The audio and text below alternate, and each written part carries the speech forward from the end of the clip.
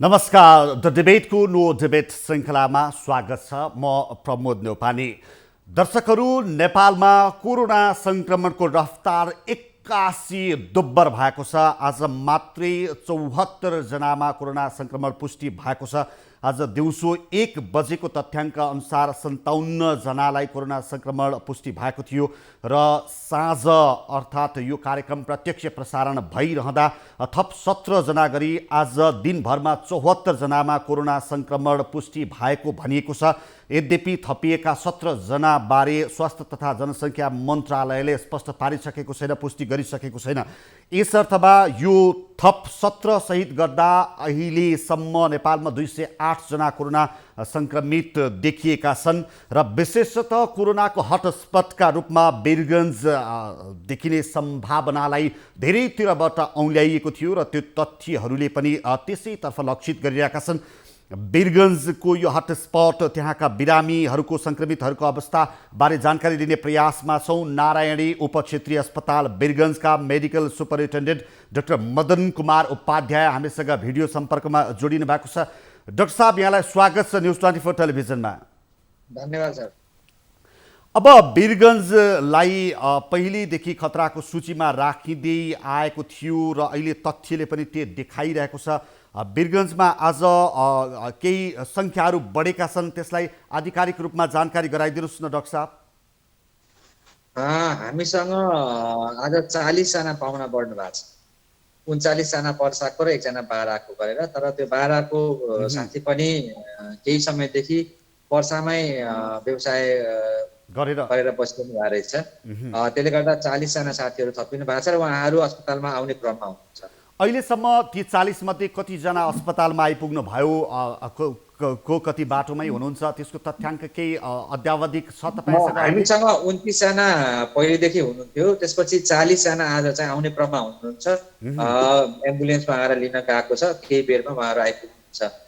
त्यसमध्ये 14 जना चाहिँ हाम्रो छिपरमाई गाउँपालिकामा क्वारेन्टाइनमा बसेको साथीहरू भएको हुनाले उहाँहरूलाई त्यहाँबाट ल्याउनलाई उताबाट गाडी हिँड्ने तयारीमा रहेको भन्ने जानकारी पाएको छौँ। यसअघि 24 जना हुनुहुन्थ्यो सम्भवतः वीरगञ्जका।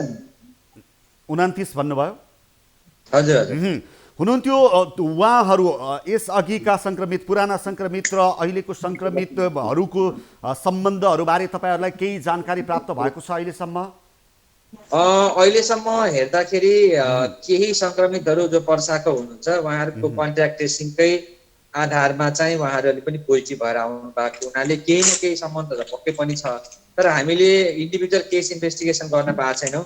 हामीले स्क्रिनिङ गऱ्यौँ, टेस्ट लियौँ, उहाँहरूको पोजिटिभ आएपछि उहाँहरूलाई हामी भर्ना गर्ने क्रममा छौँ। अब उहाँहरू आइसकेपछि जब केस इन्भेस्टिगेट गर्छौँ त्यसपछि हामीले भन्न सक्छौँ कि कसको कारणले कसको सम्पर्कमा हुनुहुन्थ्यो र कसरी उहाँहरूलाई चाहिँ कोरोना पोजिटिभ अथवा कोभिड पोजिटिभ हुनुभयो भन्ने कुरा त्यसपछि मात्रै भन्न सक्छौँ।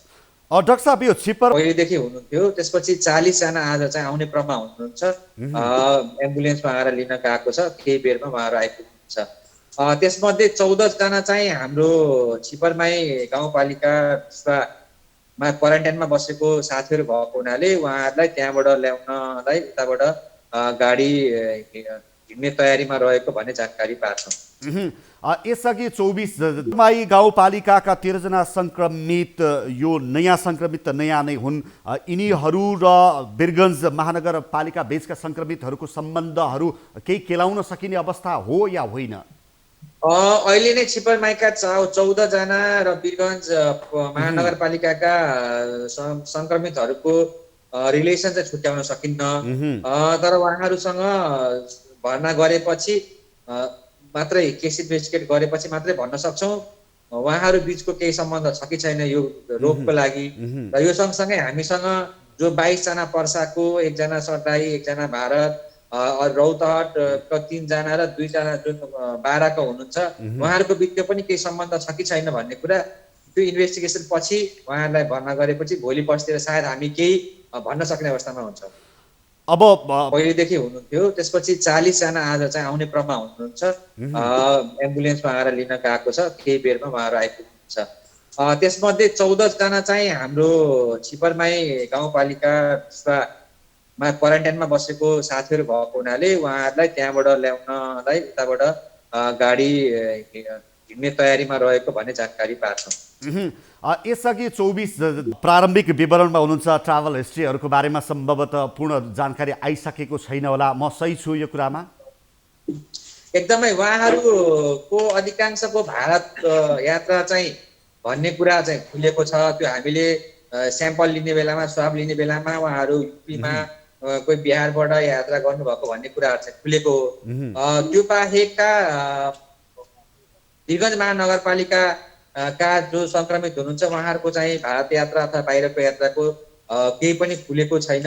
तर यो सबै कुरा भनिरहँदाखेरि पनि कन्फर्मेसन चाहिँ केस इन्भेस्टिगेसन पछि नै गर्न सकिन्छ। पहिलेदेखि हुनुहुन्थ्यो, त्यसपछि 40 जना आज चाहिँ आउने क्रममा हुनुहुन्छ। एम्बुलेन्समा आएर लिन गएको छ, केही बेरमा उहाँहरू आइपुग्नुहुन्छ।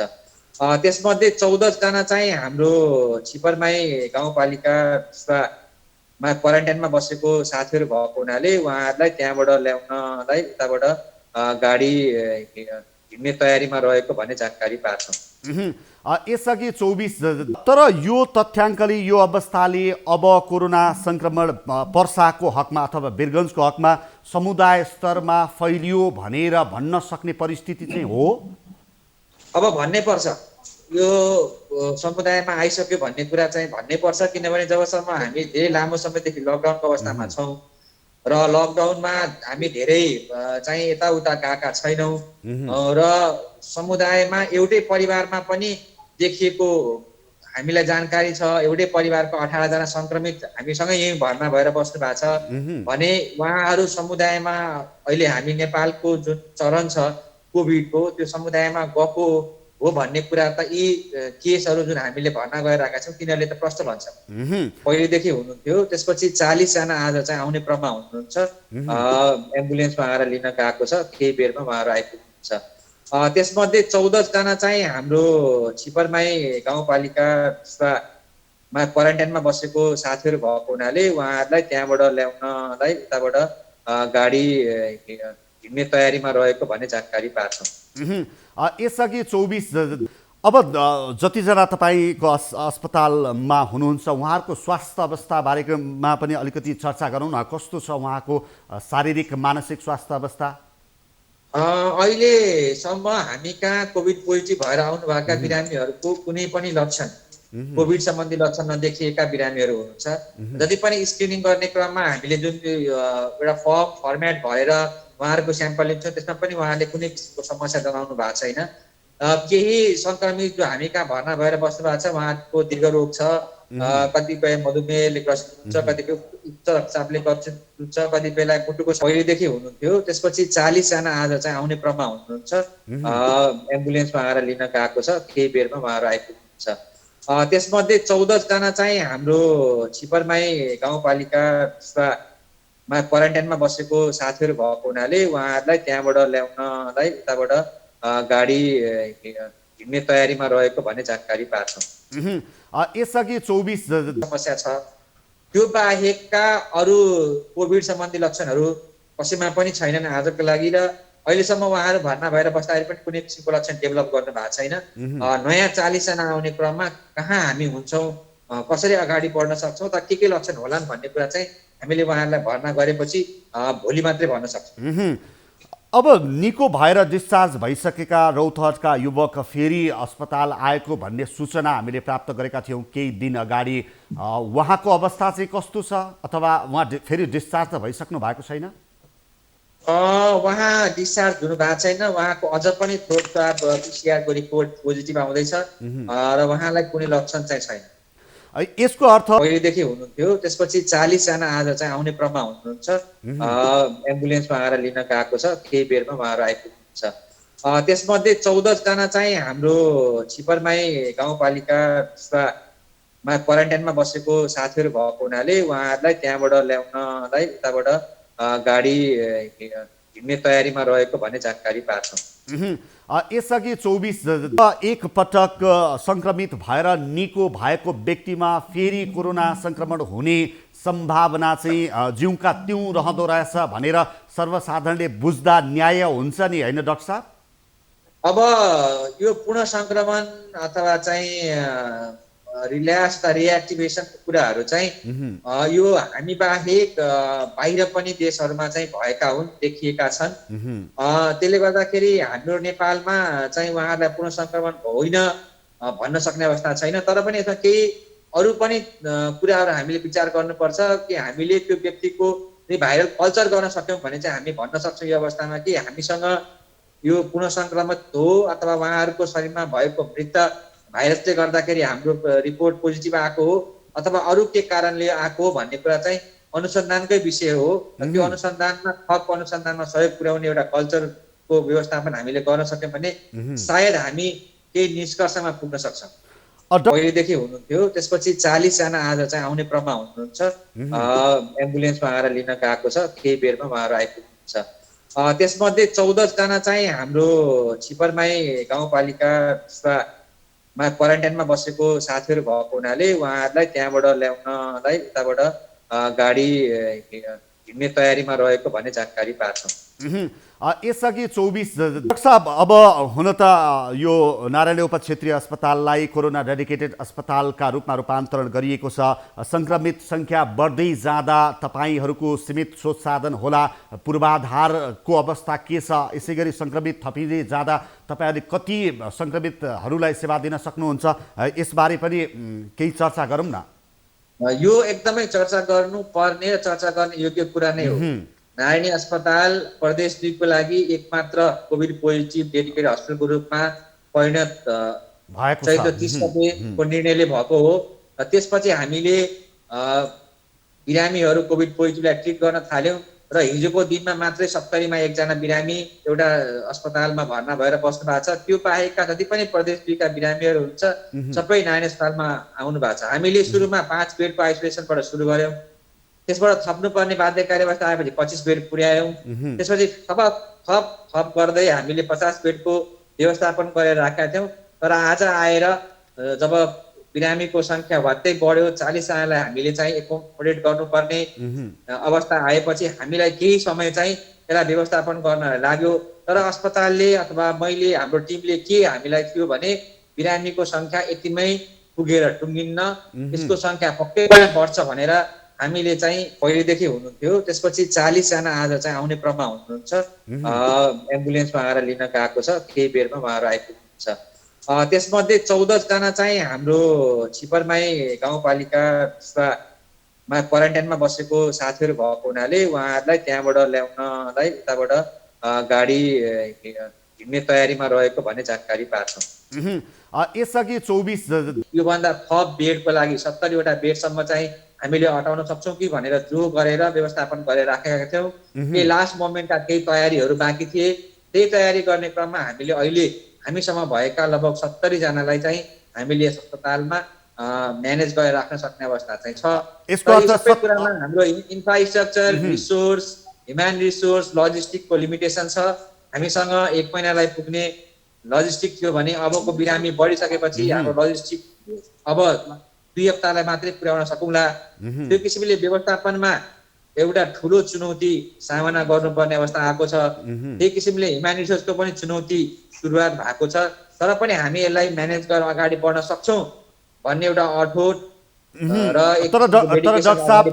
तर डाक्टर साहब, अस्पतालमा शैय्या मात्रै थपेर मात्रै सबै सेवा सुविधा दिन पक्कै सकिँदैन। मानवीय स्रोत साधन, भौतिक अरू पक्षहरू पनि छन्। ती सबै व्यवस्थापन गर्न सकिएला त अहिलेको स्थितिमा हुन त यो तपाईँ र मेरो संवाद कसैले हेरिरहनु भएको छ नेपाल सरकारका उच्च अधिकारीले भने उहाँहरूलाई पनि केही निर्णय लिन सहज होस् भन्ने अभिप्रायले मैले यो जिज्ञासा तपाईँबीच राखिरहेको छु। होइन, एकदमै सही प्रश्न गर्नुभयो। किनभने यति मात्रैले नारायण अस्पताल मात्रैले प्रदेश 2 को सबै बिरामीलाई थ्याक्न सक्दैन। यो मैले पटक पटक तपाईँहरूको मिडिया, छापा, अनलाइन मार्फत पनि यो कुराहरू मैले सेयर गरेको छु र मेरो मातहत निकायहरूमा पनि मैले राम्ररी सेयर गरेको छु कि यति कुराले प्रदेश 2 लाई मात्रै नारायण अस्पतालले थ्याक्न सक्दैन। यसको लागि धेरै रिसोर्सहरू चाहिन्छ र यो सँगसँगै अरू अस्पताल पनि तयारी अवस्थामा रहनुपर्छ। आजको मितिमा 40 जना एउटै जिल्लामा फेला पर्नु अझ कति होला नि त?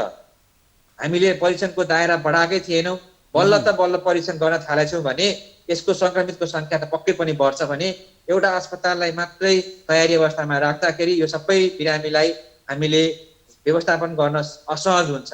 हामीसँग धेरै कुराको लिमिटेसन छ, तर एउटा लिमिटेसन हामीमा के छैन भने हाम्रो टिम, हाम्रो चाहिँ एउटा मनोबल, एक किसिमको डेडिकेसनमा चाहिँ कहीँ कमी छैन, तर हामीसँग रिसोर्सको कमी छ, ह्युमन रिसोर्सको कमी छ, लजिस्टिकको कमी छ, हामीसँग इन्फ्रास्ट्रक्चरको कमी छ, तर पनि हामीले अहिलेसम्म त्यसलाई व्यवस्थापन गरेका छौँ। तपाईँको प्रश्न सान्दर्भिक हो कि बिरामी बढ्दै गएमा बेड मात्रैले व्यवस्थापन गर्न पुग्दैन, अवश्य पनि पुग्दैन। बेड सँगसँगै धेरै कुराहरू जोडिन्छन्। त्योसँग हामीले चिकित्सकको व्यवस्थापन गर्न सक्नुपर्छ, त्यो सँगसँगै हामीले नर्सिङ स्टाफ, पारामेडिक्सको व्यवस्थापन गर्न सक्नुपर्छ, त्यो सँगसँगै हामीले भर्ना गरेर राखेका बिरामीहरूको लागि हाइजिन किट, दैनिक भोग हुने सामग्रीको व्यवस्थापन गर्नुपर्छ, उहाँहरूलाई खानपानको व्यवस्थापन गर्नुपर्छ, उहाँहरूको औषधिको व्यवस्थापन गर्नुपर्छ, त्यो सँगसँगै उहाँहरूलाई चाहिने आवश्यक जाँचको व्यवस्थापन गर्न सक्नुपर्छ, जसको लागि पनि हरेक तर्फबाट चाहिँ यसमा रिसोर्सहरू उपयोग हुन्छन्। त्यो सबै व्यवस्थापन गर्नलाई अहिलेको अवस्थामा एकदम लिमिटेड रिसोर्सले हामीले गरेका छौँ। हामीले धेरै कर्मचारी राखेर एक्सपोज गर्न पनि खोजेका छैनौँ र चाहिएको कर्मचारीलाई व्यवस्थापन गर्नै पर्छ। त्यसको लागि हामीले टिम बनाएर काम गरिरहेछौँ। एउटा टिमले एक हप्ता काम गर्ने हो, तर हिजोसम्म 10 जनाले काम गर्नुहुन्थ्यो भने अब जब बिरामीको सङ्ख्या बढेपछि हामीले त्यसलाई दोब्बरै बनाउनु पर्यो, तपाईँहरूको जनशक्ति पनि दोब्बर बनाउनु पर्यो, हामीले व्यवस्थापन गर्नुपर्ने हुन्छ। त्यसको लागि चाहिँ हामीलाई केही कन्स्टेन्ट सुरु भएको छ। अहिले एक हप्ताको लागि हामी व्यवस्थापन गर्न सकौँला, तर यो रनिङ गरी जाने हो, यो स्ट्याटिक होइन, डाइनामिक हो, यो बढ्दै जान्छ। बढ्दै जाने क्रममा हामीलाई हरेक कुराको आवश्यकता हुन्छ, कर्मचारीको, चिकित्सकको, त्यो सँगसँगै इन्स्ट्रुमेन्ट इक्विपमेन्ट आवश्यकता हुन्छ। अहिलेसम्म सामान्य बिरामी हुनुहुन्छ, जब जटिलतामा परिणत हुन्छ तब हामीलाई चिकित्सक पनि चाहिन्छ, हामीलाई भेन्टिलेटरको आवश्यकता हुन्छ, हामीलाई पेसेन्ट मोनिटरकोदेखि यावत कुराहरूको आवश्यकता हुन्छ, आइसियु सेटअपको त्यही किसिमले बढाउँदै जानुपर्छ। त्यो अवस्थामा नयाँ अस्पतालले हेर्न सक्ने अवस्था छैन। त्यसका लागि अरू अस्पताल हामीले तयारी अवस्थामा राखेनौँ भने चाहिँ यो दुर्भाग्य, दुर्घटना हामी कसरी फेर्न हो। पक्कै पनि सङ्क्रमित बढ्दै जाँदा नारायणी अस्पतालले मात्र त्यो ठेक्न सक्दैन, अहिलेदेखि सोच्नुपर्ने बेला आइसकेको छ, किनकि यो रफ्तार, यो रेसियो बढिसकेको छ प्रदेश 2 मा अथवा पर्सामै पनि। अरू त्यस्ता अस्पतालहरू, डेडिकेटेड अस्पताल बनाउने बारे केही छलफलहरू भएका छन् प्रदेश स्तरमा, तपाईँहरूकै बिचमा पनि केही छ त्यस्ता योजनाहरू आएका छन् या छैनन्? अब कागजी निर्णय धेरै अगाडिदेखि भइसकेका छन्, तर ती कागजी निर्णय कागजमै सीमित रहे। जसले गर्नुपर्ने हो उहाँहरूले जिम्मेवारी लिनु भएन। जिम्मेवारी नलिएर हामी चाहिँ अहिले नारायणी अस्पताललाई मात्र एउटा कोभिड हस्पिटलको रूपमा परिणत भएर अगाडि काम गर्दैछौँ। थुप्रै संस्थाहरू जसलाई निर्णय गरियो, जसलाई चाहिँ सूचीकृत गरियो, ती अस्पतालले अहिले काम नगरेको अवस्था छ। त्यसले सम्बन्धित निकायले, सम्बन्धित स्टेक होल्डरले यसलाई विचार गरेर यसलाई अबको दिनमा पनि हामीले तयारी अवस्थामा राख्न सकेनौँ भने केन्द्रले पनि, प्रदेशले पनि, जुन हामीले डेडिकेटेड हस्पिटलको रूपमा सूचीकृत गरेका अस्पतालहरू छौँ तिनीहरूले आफ्नो कार्य गर्न सकेनन् भने हामीलाई यो महामारी जुन छ, जुन किसिमले फैलिरहेछ, त्यसलाई व्यवस्थापन गर्न, त्यसलाई चाहिँ हामीले कम गर्नलाई चाहिँ सक्दैनौँ र हामीलाई भोलि यो दुर्घटना आजै देखिसकेका छौँ, यो फोरकास्ट भइसकेका छ। त्यो आजै गरेनौँ भने सबभन्दा ठुलो चुनौती र सबभन्दा ठुलो हाम्रो लागि दुर्भाग्य हुन्छ। डाक्टर उपाध्याय, तपाईँहरूले कोरोना सङ्क्रमितको हेरचाह उपचारमा अहोरात्र खटेर जुन उच्च मनोबलका साथ काम गरिरहनु भएको छ, त्यो अनुसारको सुरक्षाको प्रत्याभूति तपाईँहरूमा छ कि छैन? धेरैले चासो व्यक्त गर्नुभएको यो प्रश्नमा म केन्द्रित भए तपाईँसँग।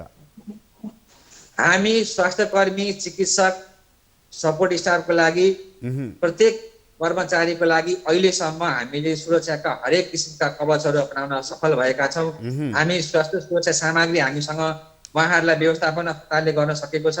हामीले उहाँहरूलाई चाहिने हरेक किसिमका व्यवस्थापन, क्वारेन्टाइनको व्यवस्थापन गर्न सकेका छ। तर जुन किसिमले नम्बर बढ्दैछ, जुन किसिमले हामीले ह्युमन रिसोर्स थप गर्नुपर्ने अवस्था आउँछ, जुन किसिमले हामीले लजिस्टिकको रिफिलिङ नहुने अवस्था आयो भने चाहिँ हामी धेरै कम्प्रोमाइज भएर काम गर्नुपर्ने अवस्था हुन्छ। त्यतिखेर हामी कोही सङ्क्रमित भयौँ भने त्यसपछिको अवस्था साह्रै भयावह हुन्छ।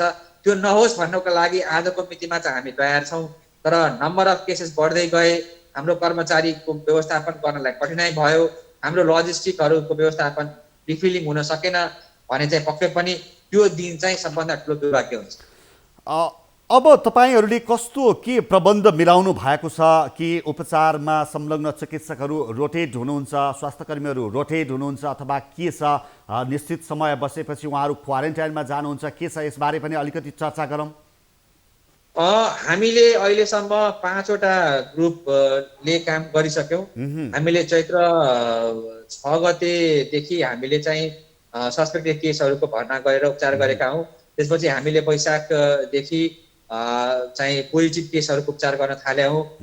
त्यसले गर्दा हामीसँग अहिले 5औं ग्रुपले काम गर्दैछ। त्यो सबै एउटा ग्रुपले 1 हप्ता काम गर्छ, त्यसपछि ऊ क्वारेन्टाइनमा बस्छ। होटल क्वारेन्टाइन व्यवस्था गरेका छौँ। त्यसपछि पिसिआर टेस्ट गर्छौँ, नेगेटिभ आइसकेपछि उहाँहरू होम क्वारेन्टाइनमा जानुहुन्छ र टोटल 3 हप्ताको क्वारेन्टाइन पछि फेरि उहाँहरू कार्यमा रिज्युम हुनुहुन्छ। त्यो कारणले गर्दा हामीले उहाँहरूलाई अहिलेसम्म क्वारेन्टाइनको व्यवस्थापन गर्न सकेका छौँ र त्यो ग्रुपमा 15 देखि 25 जनासम्मको आवश्यकता अनुसार हामी रोटेट गर्छौँ। त्यसमा चिकित्सक, कन्सल्टेन्ट लेभलका चिकित्सक, मेडिकल अधिकृत, नर्सिङ स्टाफ, प्यारामेडिक्स, सहयोगी कर्मचारीहरूले त्यो टिममा काम गर्नुहुन्छ र 1 हप्तापछिको कार्यपछि रोटेसनपछि चाहिँ उहाँहरू क्वारेन्टाइनमा जानुहुन्छ। अहिलेसम्म 5-6वटा ग्रुप हामीले म्यानेज गरेका छौँ र आगामी दिनमा अब नम्बर बिस्तारै कर्मचारीको पनि थपिन गएपछि हामीले अरू ग्रुप म्यानेज गर्नलाई अहिले कठिनाई महसुस गरिरहेछौँ। तर पनि हामी इन्टरनली यो मिलाउन खोज्छौँ। त्यसपछि भएन भने चाहिँ हामीले पुल मेन्टेन गरेर प्रदेशसँग, सङ्घसँग चाहिँ थप माग गरेर मिलाउनु पर्ने अवस्था हुन्छ। डाक्टर उपाध्याय, म अन्तिममा छु। अब कोरोनाका सङ्क्रमित बढेसँगै सम्भवतः वीरगन्जमा त्रास पनि बढेको छ। वीरगन्जवासी हुनुहुन्छ, कोरोनाको उपचारमा तपाईँ आफै संलग्न हुनुहुन्छ, जो त्रासमा हुनुहुन्छ उहाँहरूलाई तपाईँले गर्ने अहिले अपिलले धेरै अर्थ राख्छ, महत्त्व राख्छ। तपाईँले अहिले दिने सन्देश के हुन्छ? अहिलेको अवस्थामा त्रास र डर मात्र होइन कि सचेतना चाहिएको छ। हामी सचेत हुनु जरुरी छ, हामी सुरक्षित रहनु जरुरी छ। राज्यले गरेको लकडाउनलाई पूर्ण रूपले पालना गरौँ र अनावश्यक रूपमा घरभन्दा बाहिर ननिस्कौँ। तपाईँलाई आफूलाई शङ्का लाग्छ भने बेलैमा आएर चिकित्सकको सल्लाह लिउँ र आफ्नो जाँच पनि गराउँ। र हामीलाई अहिले टिम वर्कको बहुत ठुलो जरुरी छ। हामी सबै मिलेर नै यो रोगसँग लड्न सक्छौँ। यसमा स्वास्थ्यकर्मी मात्रैको लडाइँले पुग्दैन। यसमा अहिले जुन सञ्चारकर्मी, सुरक्षाकर्मी लाग्नु भएको छ, त्यो किसिमले प्रत्येक नागरिकको पनि उत्तिकै जिम्मेवारी छ। हामी सबै नागरिकले आफ्नो ठाउँबाट आफ्नो जिम्मेवारी वहन गरौँ। तपाईँहरू कृपया अनावश्यक रूपमा बाहिर ननिस्किदिनुहोस्। तपाईँहरू घरमा बस्नुहोस्, घरमै सुरक्षित रहनुहोस्। हामी तपाईँहरूको लागि अहोरात्र 24 घण्टा अस्पतालमा खटिएका छौँ।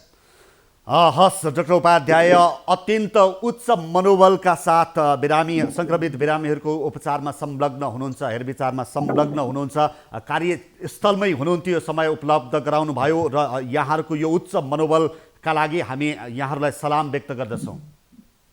हस्, धन्यवाद। दर्शकहरू, उहाँ हुनुहुन्थ्यो नारायणी उपक्षेत्रीय अस्पताल वीरगन्जका medical superintendent doctor Madan Kumar Upadhyay. वीरगन्जमा सङ्क्रमितको सङ्ख्या बढेसँगै एक मात्र कोरोना डेडिकेटेड अस्पताल भनिएको छ। नारायणी उपक्षेत्रीय अस्पताललाई कोरोना डेडिकेटेड अस्पतालका रूपमा रूपान्तरण गरिएको छ। प्रदेश नम्बर 2 का बिरामीहरू, सङ्क्रमितहरूलाई त्यहीँ उपचारको प्रबन्ध गरिने सरकारले निर्णय गरे अनुसार त्यो प्रबन्ध त्यहाँ मिलाइएको छ। तर सङ्क्रमितहरूको सङ्ख्या बढ्दै जाँदा मानवीय जनशक्ति, स्रोत साधनदेखि उपचारमा अथवा व्यक्तिगत सुरक्षा सामग्रीहरू, चिकित्सक स्वास्थ्यकर्मीका व्यक्तिगत सुरक्षा सामग्रीहरू समेतको प्रबन्ध गर्नुपर्ने एउटा चुनौती नारायणी उपक्षेत्रीय अस्पताल वीरगन्जसँग जोडिएर आएको छ र कोरोनाको सम्भावित परीक्षणलाई चुस्त दुरुस्त र त्यसको दायरा फराकिलो बनाउनु पर्ने दायित्व पनि नारायणी उपक्षेत्रीय अस्पताल अथवा प्रदेश सरकार, सङ्घीय सरकारसँग थपिएको छ। के वीरगन्जमा कोरोना सङ्क्रमणको रफ्तार जुन रूपले बढिरहेको छ यो समुदाय स्तरमा पुगिसकेको त प्रमाणित भइसक्यो।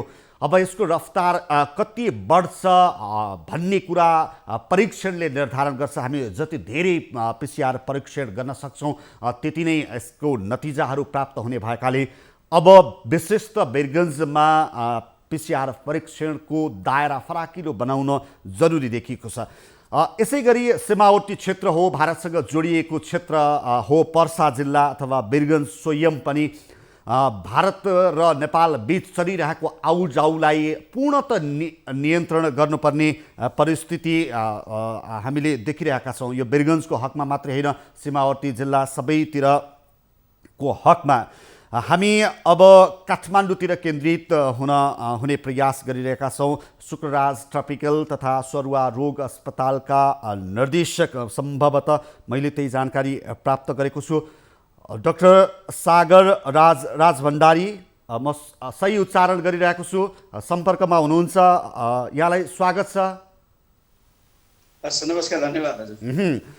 डाक्टर राज भण्डारी, हामी कोरोना सङ्क्रमणको कुन स्थितिमा पुग्यौँ? आजको तथ्याङ्कले हामीलाई के सङ्केत गरिरहेको छ?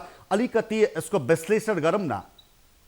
हजुर, सबभन्दा पहिले यहाँहरूको जानकारीको लागि मैले अब शुक्रराज ट्रपिकल अस्पतालको एउटा डेडिकेटेड अस्पताल हो, त्यो अस्पतालमा मैले यो अहिले पछिल्लो समयमा जुन कोरोना पेन्डेमिक स्थिति भइसकेपछि मैले त्यसअनुसार काम गरिरहेको छु र जुन यो विगत केही हप्ताभित्र जुन यसरी चाहिँ जियोमेट्रिक रूपमा चाहिँ जुन यसको सङ्ख्याहरू बढ्दै गइराखेको छ, यो कारण किन त भन्दाखेरि अहिले जुन केसका जुन डायग्नोसिसका जुन दायराहरू बढाइराखेको अवस्था छ, त्यसका 15-16 साइटहरूमा अहिले यो पिसिआर प्रविधिद्वारा चाहिँ यो टेस्ट भएको छ। त्यसले गर्दाखेरि जति धेरै यो चाहिँ इन्भेस्टिगेसन भयो त्यति केसहरू आइडेन्टिफाई भएको हो। र यहाँलाई चाहिँ भन्नुपर्दाखेरि अहिले चाहिँ मुख्य चाहिँ हाम्रो कन्सर्न के त भन्दाखेरि जुन भारतका झन्डै तपाईँको त्यत्रो चाहिँ खुला जुन बोर्डरमा जुन रहेका ठाउँहरूबाट धेरै नेपाली र चाहिँ जो विदेशमा भारतमा काम गर्ने नेपालीहरू र चाहिँ भारतीयहरू चाहिँ खोला सिमानाको कारणले चाहिँ हजारौँ मात्रामा चाहिँ नेपाल चाहिँ आइरहेको अवस्था छ। हुन त अहिले सरकारले मुख्य नाकाहरूमा चाहिँ यो बोर्डर सिल गरेको अवस्था छ, तैपनि त्यहाँ पनि जहाँसम्म मलाई जानकारी प्राप्त छ अहिले पनि ती ठाउँहरूमा निर्बाध रूपमा चाहिँ के अरे मान्छेहरू आवजावत गरेको अवस्था पनि देखिएको छ। त्योभन्दा मुख्य कुरा त्यो मुख्य नाकाहरूभन्दा अरू नाकाहरू जहाँ चाहिँ खुला जुन सिमाना छ, खुला सिमाना छ, ती खुला सिमानामा लुकेर धेरै मान्छेहरू चाहिँ आफ्नो गाउँहरू फर्केको अवस्था छ।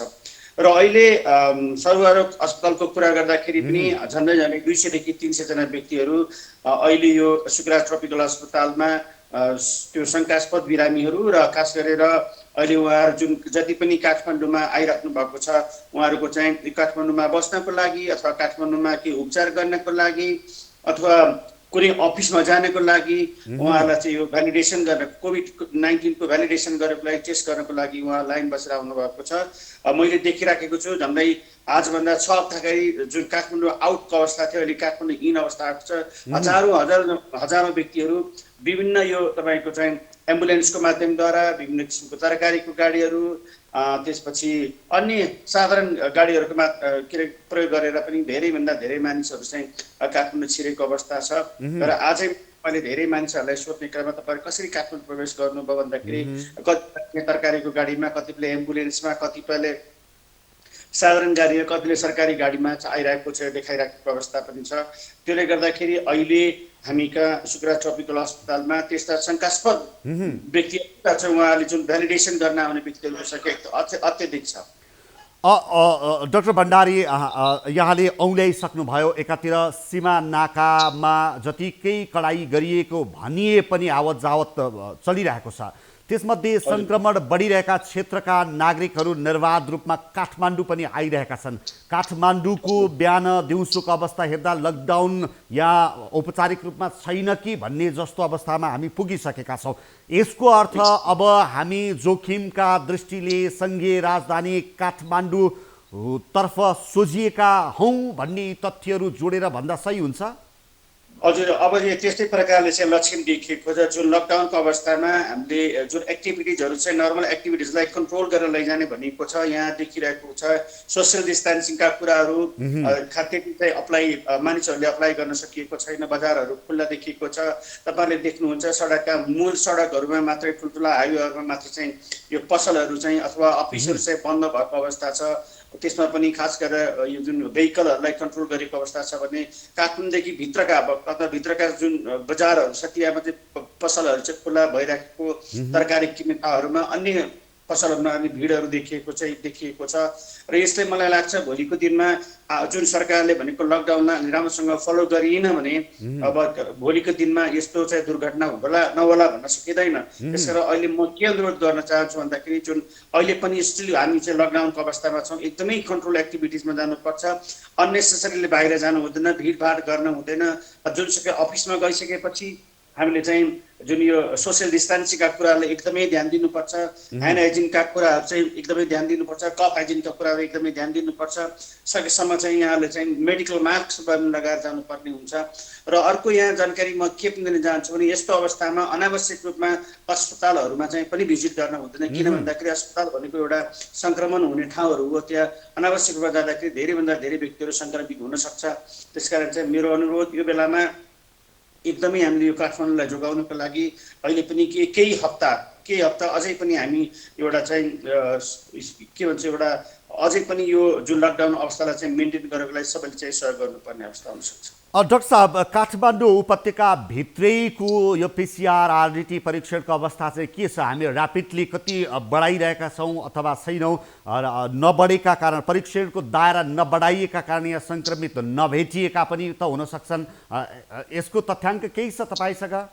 अब यो यहाँलाई भन्नुपर्दाखेरि मैले रिप्रेजेन्ट गर्ने भनेको चाहिँ यो शिवराज ट्रपिकल हस्पिटलको मात्रै हो र जुन हामी कहाँ यो चाहिँ हाम्रो अस्पतालमा हुन त यो राष्ट्रिय प्रयोगशालासँग सम्बन्धित प्रश्न भयो। दुवै ठाउँमा चाहिँ प्यारलली चाहिँ रन भइराखेको अवस्था हो। झन्डै हामीले गर्दाखेरि 300-400वटा चाहिँ स्याम्पलहरू चाहिँ हरेक दिन हामीले गरिराखेका छौँ भने अब यो काठमाडौँको अन्य अस्पतालहरूमा पनि चाहिँ यो टेस्टहरू भइराखेको छ। र पछिल्लो जुन अवस्थामा यहाँले 300 रुपियाँ नेपाल अधिराज्यबाट जुन 200-300वटा टेस्ट हुन्थ्यो, अहिले हजारौँ टेस्ट चाहिँ हरेक दिन भइराखेको छ। त्यसैले चाहिँ हामीले देखिरहेका जति धेरै टेस्ट भयो त्यति केसहरू आइडेन्टिफाई भएको छ। आजै तपाईँ 57वटा केसहरू देखिसक्नुभयो, हिजो 24वटा केस देख्नुभयो, अनि पछि फेरि 17वटा केस थपिएको भन्ने आइराखेको छ। त्यसकारण जति धेरै आइडेन्टिफाई भयो टेस्ट भयो त्यति केसहरू चाहिँ आइडेन्टिफाई भइसकेको छ। जस्तै शुक्रराज ट्रपिकल अस्पतालमा उपत्यका बाहिरबाट उपत्यका भित्रिने नागरिकहरू परीक्षणका लागि आउनु भएको सन्दर्भ तपाईँले केही अगाडि उठाउनु भएको थियो। पर्टिकुलर कुन क्षेत्रबाट बढी हुनुहुन्छ भन्ने त्यस्तो केही आँकडाहरूको सम्झना छ तपाईँसँग? यो सङ्ख्या त भन्ने कुरा गर्दाखेरि जस्तै हिजोकै कुरा गर्दै 157 जना 157 जना व्यक्तिहरू चाहिँ त्यसको चाहिँ परीक्षण गर्न आउनु भएको छ भने आज त्यो 250 भन्दा बढी चाहिँ त्यसको टेस्ट गर्न आउनु भएको छ। यसमा नेपाल राज्यका धेरै ठाउँहरूबाट आउनु भएको छ। खास गरेर यहाँलाई भन्नुपर्दाखेरि काठमाडौँ वरिपरिका जिल्लाहरू छ, त्यो मान्छे काभ्रे गएको किन नहोस्, नुवाकोट किन नहोस्, धादिङ गएको किन नहोस्, त्यस्ता व्यक्तिहरूलाई पनि समुदायमा त्यहाँका मान्छेहरू ट्रेसिङ गरेर यही समुदायमा तपाईँ बस्नुहुन्छ अथवा यो घरमा बस्नुहुन्छ भने कमसेकम तपाईँ गएर टिकुमा गएर यो कोभिडको टेस्ट गरेर लिएर आउनुहोस् भन्ने चाहिँ उहाँहरूलाई चाहिँ बाध्य पारिएको अवस्था छ। हुन त उहाँहरूसँग त्यस्ता लक्षणहरू त्यस्ता हिस्ट्रीहरू केही पनि देखिँदैन। एउटा चाहिँ सामाजिक कारणले गर्दाखेरि पनि उहाँहरू चाहिँ दबावमा आइरहेको अवस्था छ। र अर्को कुरा कतिपय सुरक्षाकर्मी साथीहरू पनि कतिपय अफिसमा काम गर्ने साथीहरू पनि आफ्नो नर्मल जुन यो अफिसियली फङ्सनिङ अफिसमा आउनुको लागि पनि उहाँलाई पनि सम्बन्धित अफिसरले तपाईँहरू यदि अफिसमा काम गर्न चाहनुहुन्छ भने तपाईँ पनि त्यस्तो टेस्ट कोभिड-19 को चाहिँ सर्टिफिकेसन लिएर आउनुहोस् भनेर चाहिँ पठाउने चलन अहिले पनि बढिरहेको छ।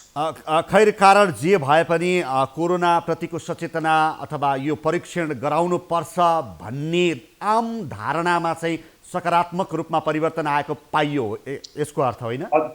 एकदमै पाइएको छ। खास कारण यो जहिले पनि हामीले पोजिटिभली पनि जाउँ नेगेटिभली जाउँ। पोजिटिभली यो मानेमा कि सबैजना यो चाहिँ जागरुक भएका छन्। कमसेकम कोभिड-19 भनेको यसरी क्लोज कन्ट्याक्ट हुँदाखेरि सक्दो रहेछ। त्यसैले यस्तो अवस्थामा उनीहरूलाई चाहिँ आइसोलेसनमा राख्नुपर्ने हुन्छ, उनीहरूको भ्यालिडेसन चाहिन्छ भन्ने कुराहरू भएको छ भने अर्को चाहिँ नेगेटिभ कुरा गर्दाखेरि जसको कुनै पनि लक्षणहरू देखिएको छ, कसैको कन्ट्याक्ट हिस्ट्री पनि छैन, जो कतै गएको पनि छैन, त्यस्ता व्यक्तिहरूलाई पनि चाहिँ यो टेस्टको नाममा चाहिँ अलिकति यो उहाँले चाहिँ दबाब दिएको जस्तो अवस्था पनि आएको छ। किन त भन्दाखेरि यहाँलाई भन्नुपर्दाखेरि अहिले पनि सबै जुन जति पनि आउनुभएको छ सबैलाई यो पिसिआर र चाहिँ आरडिटी टेस्ट गर्ने सम्भव पनि छैन। हुन त अहिले पछिल्लो समयमा आरडिटी हामीसँग उपलब्ध पनि छैन।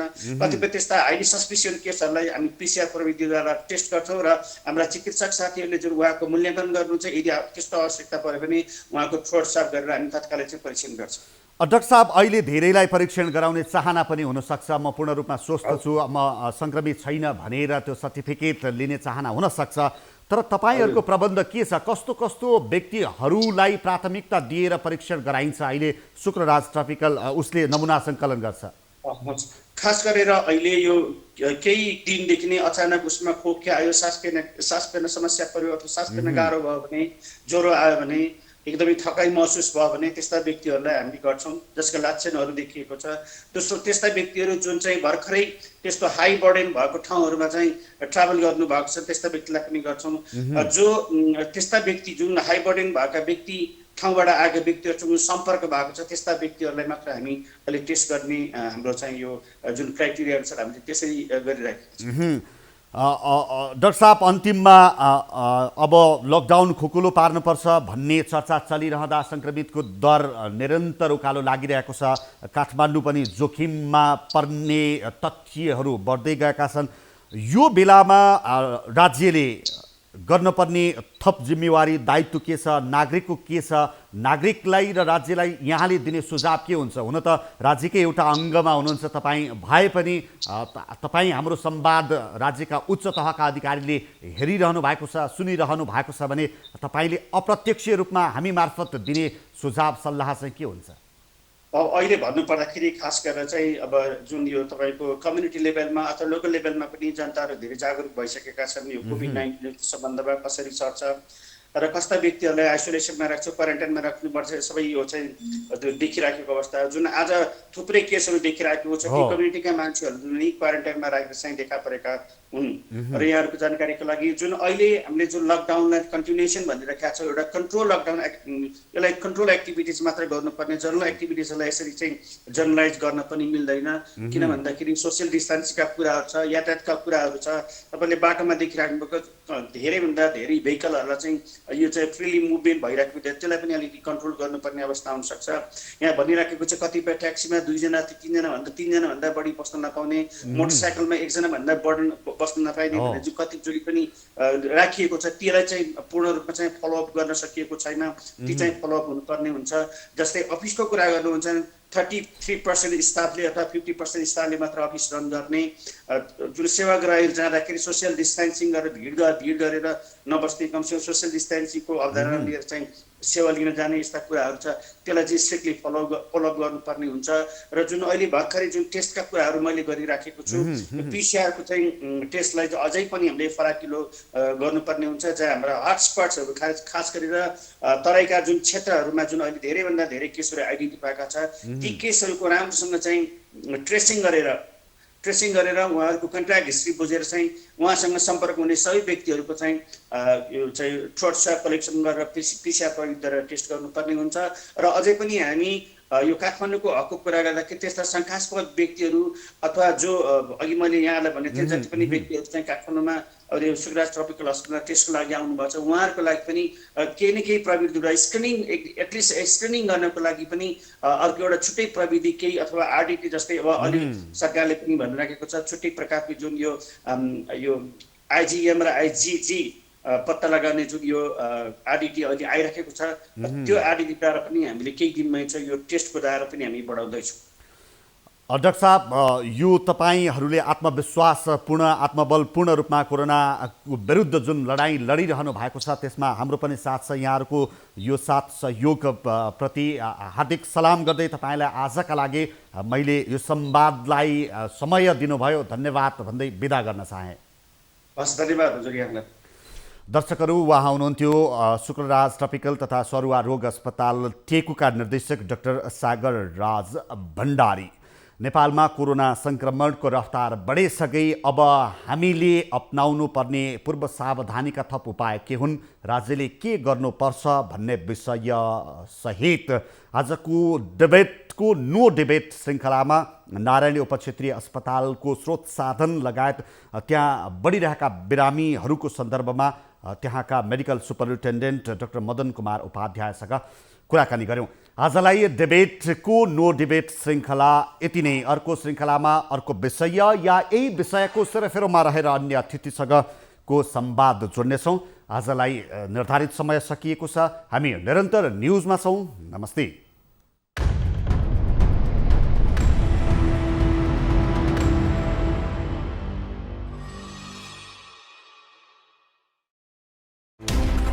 कोरोनाले सिर्जना गरेको सङ्कटमा पल पलका न्युज अपडेट र हर क्षेत्रको कभरेजका लागि न्युज 24 नेपाल युट्युब च्यानललाई सब्स्क्राइब गर्नुहोला।